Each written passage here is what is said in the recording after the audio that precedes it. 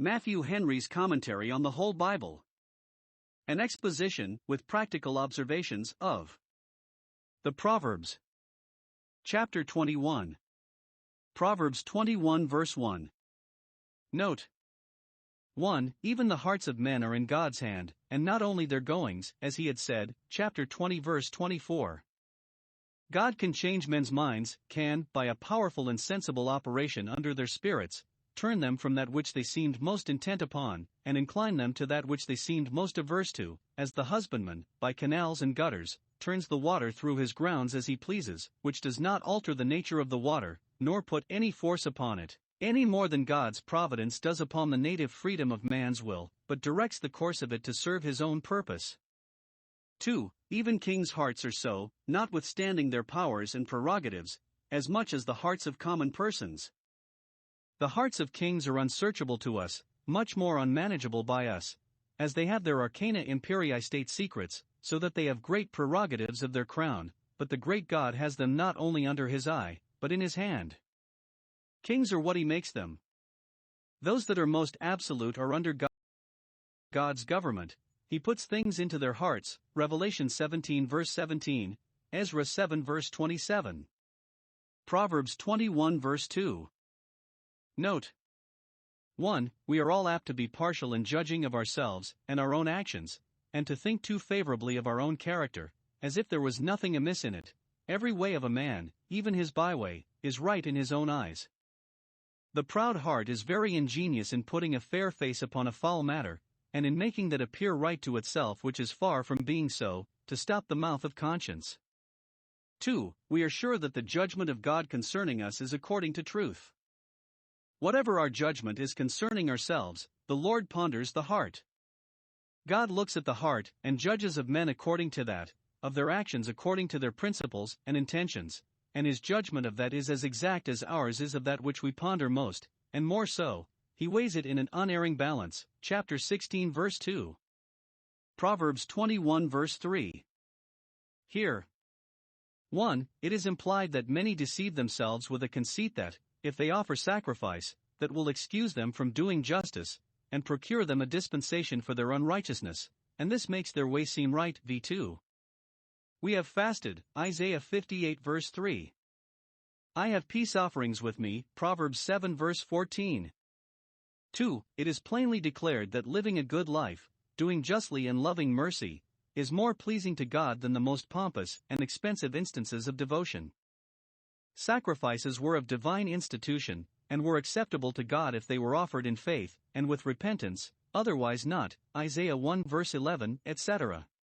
But even then moral duties were preferred before them, 1 Samuel 15:22, which intimates that their excellency was not innate nor the obligation to them perpetual, Micah 6 verses 6-8.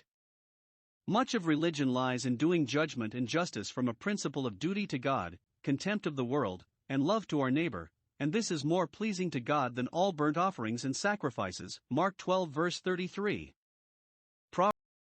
Proverbs 21 verse 4. This may be taken as showing us 1. The marks of a wicked man. He that has a high look and a proud heart, that carries himself insolently and scornfully towards both God and man, and that is always plowing and plotting, designing and devising some mischief or other, is indeed a wicked man. The light of the wicked is sin. Sin is the pride, the ambition, the glory and joy, and the business of wicked men. 2. The miseries of wicked man.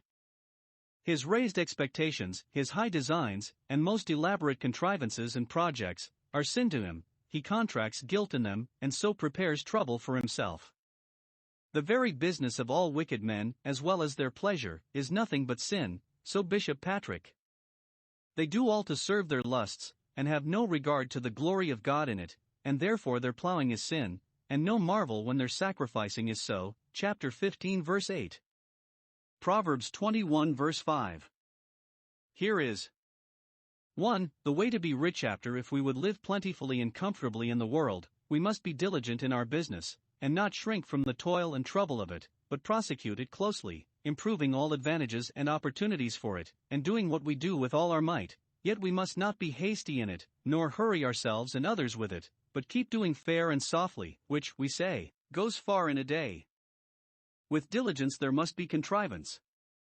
The thoughts of the diligent are as necessary as the hand of the diligent. Forecast is as good as work. Sayest thou a man thus prudent and diligent? He will have enough to live on. 2. The way to be poor. Those that are hasty, that are rash and inconsiderate in their affairs, and will not take time to think, that are greedy of gain, by right or wrong, and make haste to be rich by unjust practices or unwise projects, are in the ready road to poverty. Their thoughts and contrivances, by which they hope to raise themselves, will ruin them. Proverbs 21 verse 6. This shows the folly of those that hope to enrich themselves by dishonest practices, by oppressing and overreaching those with whom they deal, by false witness bearing, or by fraudulent contracts, of those that make no scruples of lying when there is anything to be got by it. They may perhaps heap up treasures by these means, that which they make their treasure, but 1. They will not meet with the satisfaction they expect. It is a vanity tossed to and fro, it will be disappointment and vexation of spirit to them, they will not have the comfort of it, nor can they put any confidence in it, but will be perpetually uneasy. It will be tossed to and fro by their own consciences, and by the censures of men, let them expect to be in a constant hurry. 2. They will meet with destruction they do not expect. While they are seeking wealth by such unlawful practices, they are really seeking death.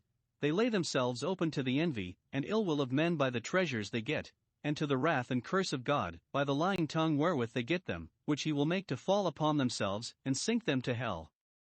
Proverbs 21 verse 7. See here. 1. The nature of injustice. Getting money by lying, verse 6, is no better than downright robbery. Cheating is stealing. You might as well pick a man's pocket as impose upon him by a lie in making a bargain, which he had no offense against, but by not believing you, and it will be no excuse from the guilt of robbery to say that he might choose whether he would believe you, for that is a debt we should owe to all men. 2. The cause of injustice. Men refuse to do judgment, they will not render to all their due, but withhold it, and omissions make way for commissions, they come at length to robbery itself. Those that refuse to do justice will choose to do wrong. 3. The effects of injustice, it will return upon the sinner's own head. The robbery of the wicked will terrify them, so some, their consciences will be filled with horror and amazement, will cut them, will saw them asunder, so others, it will destroy them here and forever. Therefore he had said, verse 6, they seek death. Proverbs 21 verse 8. This shows that as men are so is their way. 1. Evil men have evil ways. If the man be froward, his way also is strange, and this is the way of most men, such is the general corruption of mankind. They have all gone aside, Psalm 14 verses 2 and 3, all flesh have perverted their way. But the froward man, the man of deceit, that acts by craft and trick in all he does, his way is strange, contrary to all the rules of honor and honesty. It is strange, for you know not where to find him nor when you have him. It is strange, for it is alienated from all good and estranges men from God in his favor. It is what he behold afar off, and so do all honest men. 2. Men that are pure are proved to be such by their work, for it is right, it is just and regular, and they are accepted of God and approved of men. The way of mankind in their apostasy is froward and strange, but as for the pure, those that by the grace of God are recovered out of that state, of which there is here and there one, their work is right, as Noah's was in the old world, Genesis 7 verse 1. Proverbs 21 verse 9. See here. 1. What a great affliction it is to a man to have a brawling scolding woman for his wife, who upon every occasion, and often upon no occasion, breaks out into a passion, and chides either him, or those about her, is fretful to herself and furious to her children and servants, and, in both, vexatious to her husband. If a man has a wide house, spacious and pompous, this will embitter the comfort of it to him, a house of society. So the word is, in which a man may be sociable, and entertain his friends. This will make both him, and his house unsociable, and unfit for enjoyments of true friendship. It makes a man ashamed of his choice and his management, and disturbs his company. 2. What many a man is forced to do under such an affliction. He cannot keep up his authority. He finds it to no purpose to contradict the most unreasonable passion, for it is unruly and rages so much the more, and his wisdom and grace will not suffer him to render railing for railing, nor his conjugal affection to use any severity, and therefore he finds it his best way to retire into a corner of the housetop, and sit alone there, out of the hearing of her clamor, and if he employ himself well there, as he may do, it is the wisest course he can take. Better do so than quit the house, and go into bad company, for diversion, as many, who, like Adam, make their wife's sin the excuse of their own. Proverbs 21 verse 10. See here the character of a very wicked man. 1. The strong inclination he has to do mischief. His very soul desires evil, desires that evil may be done, and that he may have the pleasure, not only of seeing it, but of having a hand in it. The root of wickedness lies in the soul, the desire that men have to do evil, that is the lust which conceives and brings forth sin. 2. The strong aversion he has to do good, his neighbor, his friend, his nearest relation, finds no favor in his eyes, cannot gain from him the least kindness, though he be in the greatest need of it. And, when he is in the pursuit of the evil his heart is so much upon, he will spare no man that stands in his way, his next neighbor shall be used no better than a stranger, than an enemy. Proverbs 21 verse 11.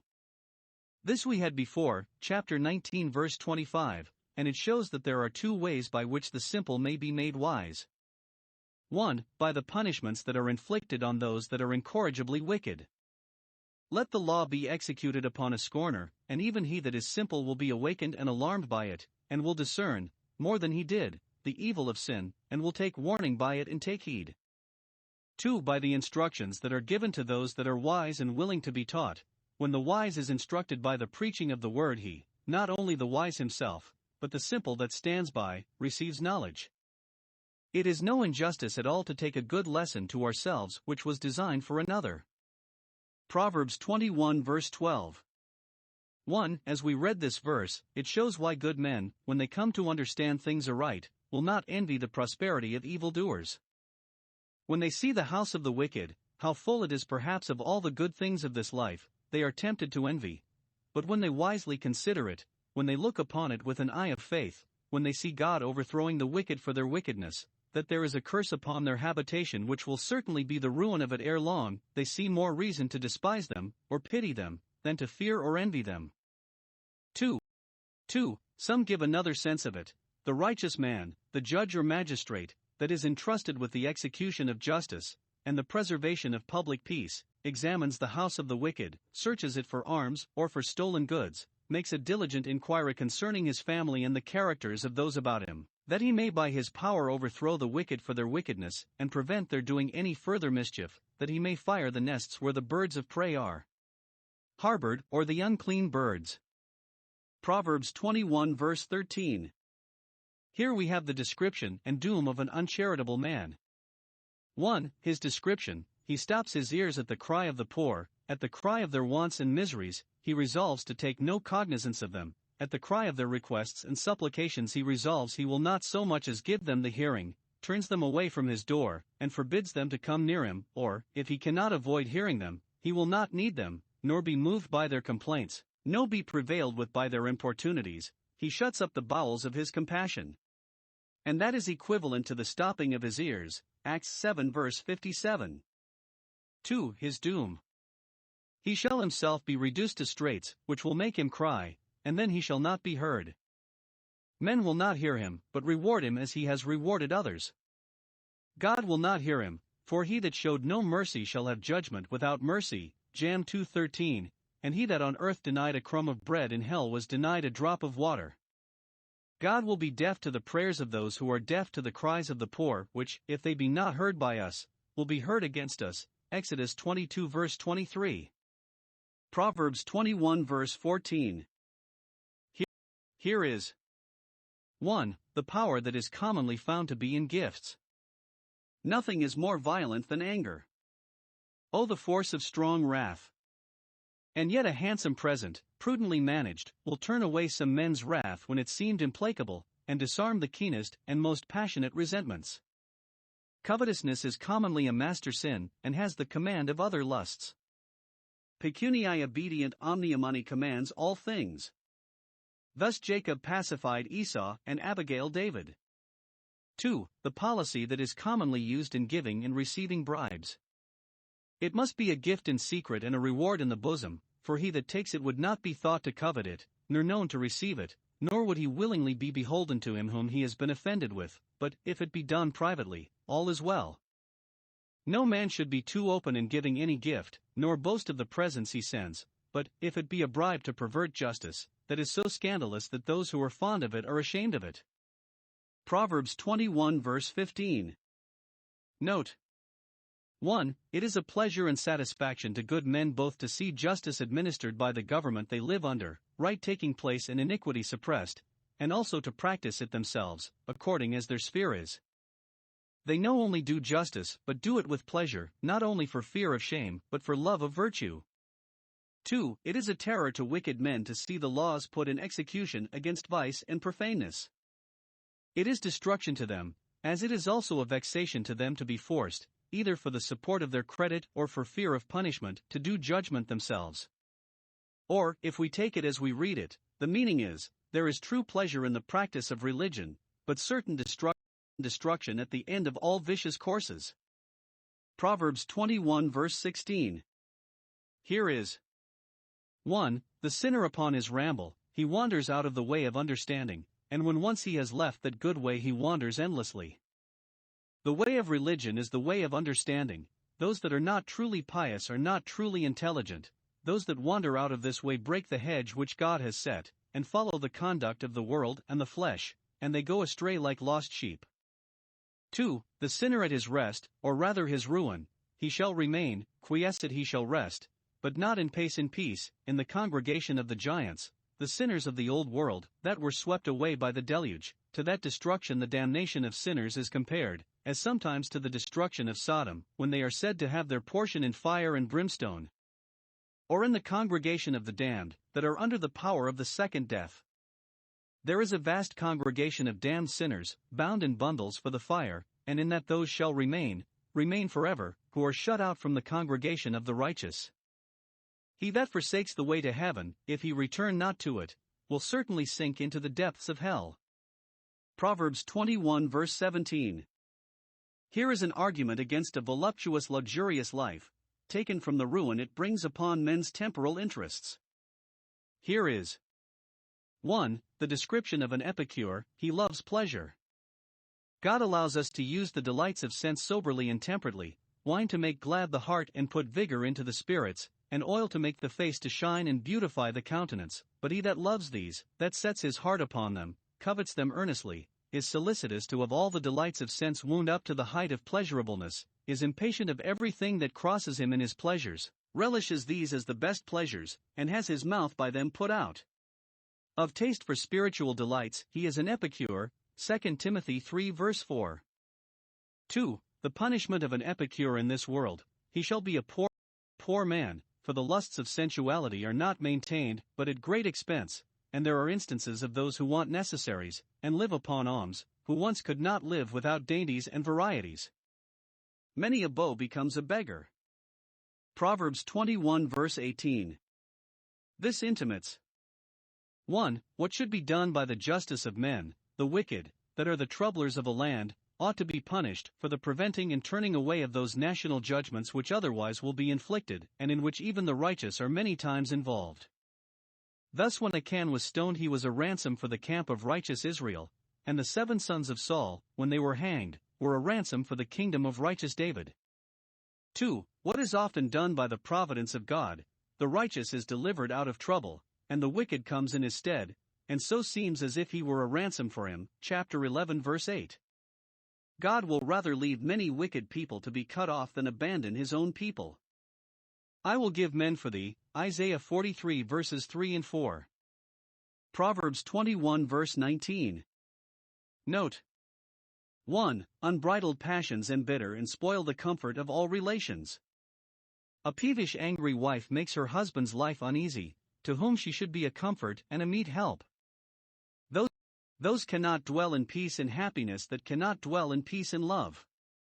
Even those that are one flesh, if they be not withal one spirit, have no joy of their union. 2. It is better to have no company than bad company. The wife of thy covenant is thy companion, and yet, if she be peevish and provoking, it is better to dwell in a solitary wilderness, exposed to wind and weather, than in company with her.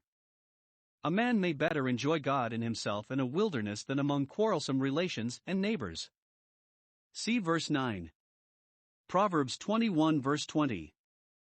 Note 1. Those that are wise will increase what they have and live plentifully. Their wisdom will teach them to proportion their expenses to their income, and to lay up for hereafter, so that there is a treasure of things to be desired, and as much as needs be desired, a good stock of all things convenient, laid up in season, and particularly of oil, one of the staple commodities of Canaan. Deuteronomy 8 verse 8.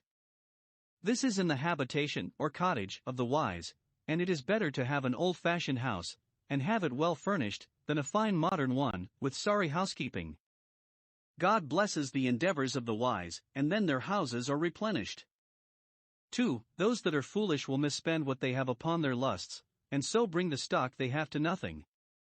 Those manage wretchedly that are in haste to spend what they had, but not in care which way to get more. Foolish children spend what their wise parents have laid up. One sinner destroys much good, as the prodigal son. Proverbs 21 verse 21. See here. 1. What it is to make religion our business. It is to follow after righteousness and mercy, not to content ourselves with easy performances, but to do our duty with the utmost care and pains, as those that are pressing forward and in fear of coming short. We must both do justly and love mercy, and must proceed and persevere therein, and, though we cannot attain to perfection, yet it will be a comfort to us if we aim at it and follow after it. 2. What will be the advantage of doing so? Those that do follow after righteousness shall find righteousness. God will give them grace to do good, and they shall have the pleasure and comfort of doing it. Those that make conscience of being just to others shall have the pleasure and comfort of doing it. Those that make conscience of being just to others shall be justly dealt with by others, and others shall be kind to them. The Jews followed after righteousness, and did not find it, because they sought amiss. Romans 9 verse 31. Otherwise, seek and you shall find, and with it shall find both life and honor, everlasting life and honor, the crown of righteousness. Proverbs 21 verse 22. Note 1. Those that have power are apt to promise themselves great things from their power. The city of the mighty thinks itself impregnable, and therefore its strength is the confidence thereof, what it boasts of and trust in, bidding defiance to danger. 2. Those that have wisdom, though they are so modest as not to promise much, often perform great things, even against those that are so confident of their strength, by their wisdom. Good conduct will go far even against great force, and a stratagem, well managed, may effectually scale the city of the mighty and cast down the strength it had such a confidence in.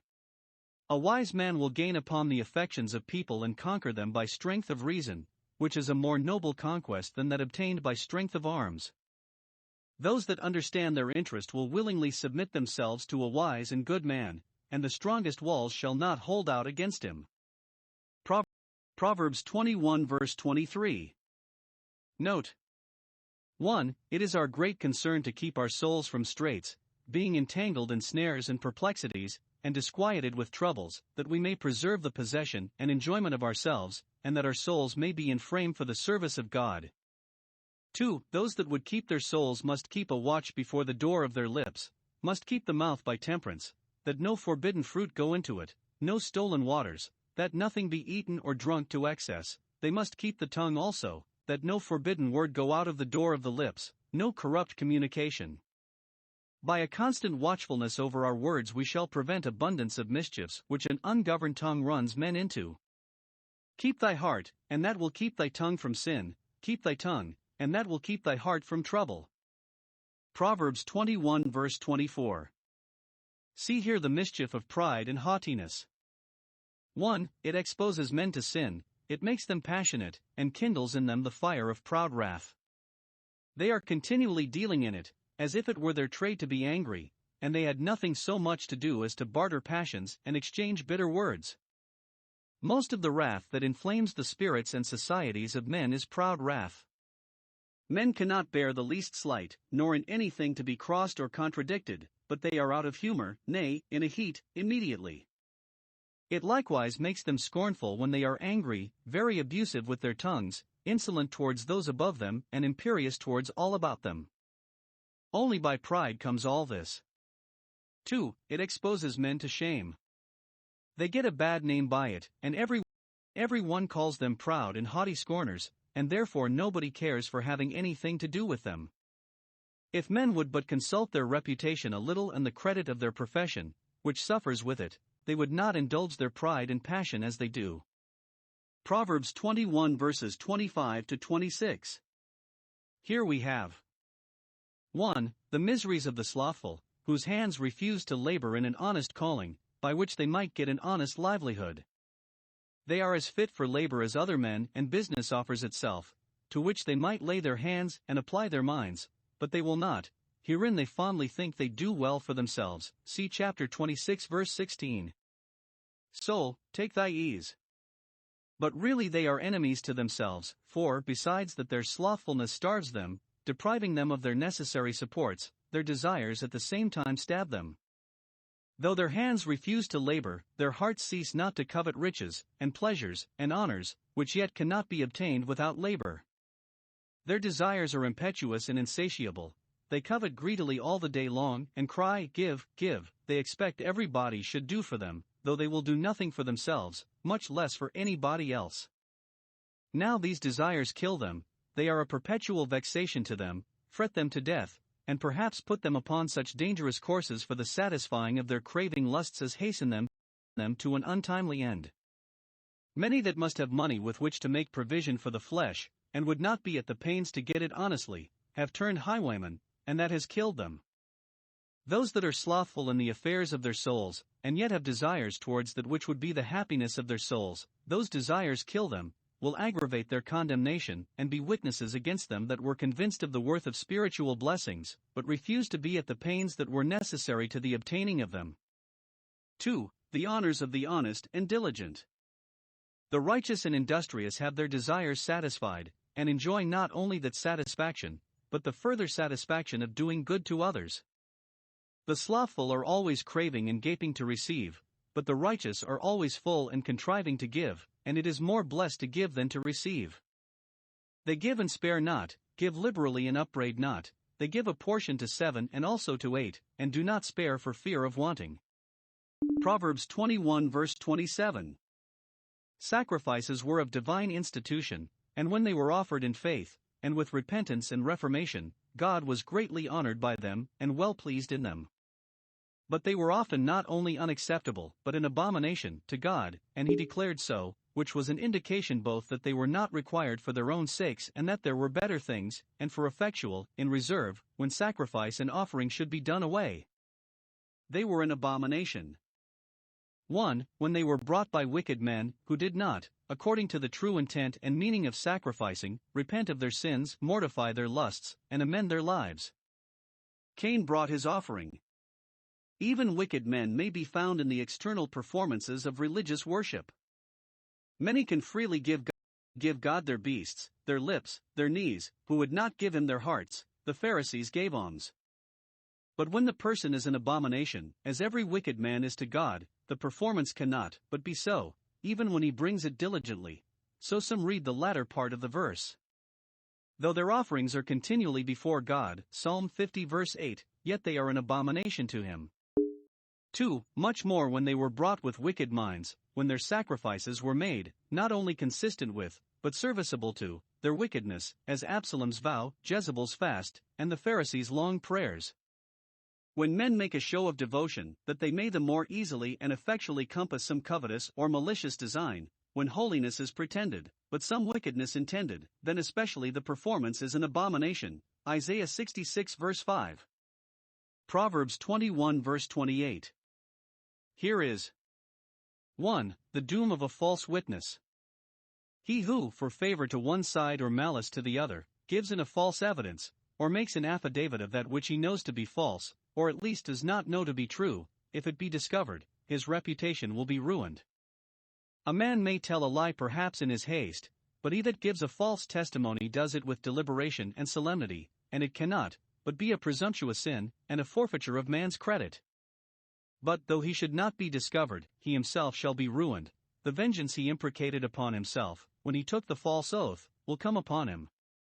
2. The praise of him that is conscientious, he who hears, that is, obeys, the command of God, which is to speak every man truth with his neighbor, he who testifies nothing but what he has heard and knows to be true, speaks constantly, that is, consistently with himself, he is always in the same story, he speaks in finem to the end, people will give credit to him and hear him out, he speaks unto victory, he carries the cause, which the false witness shall lose, he shall speak to eternity.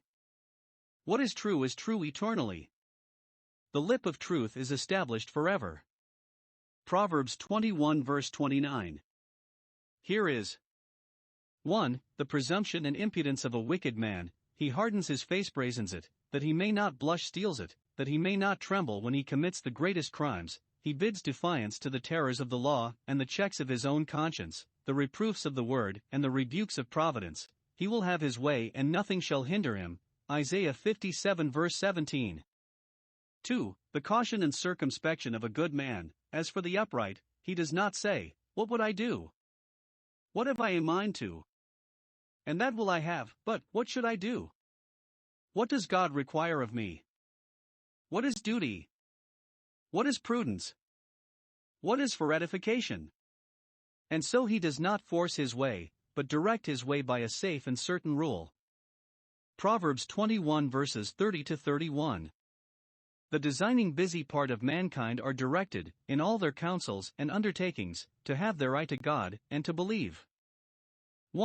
1. That there can be no success against God, and therefore they must never act in opposition to him, in contempt of his commands, or in contradiction to his counsels.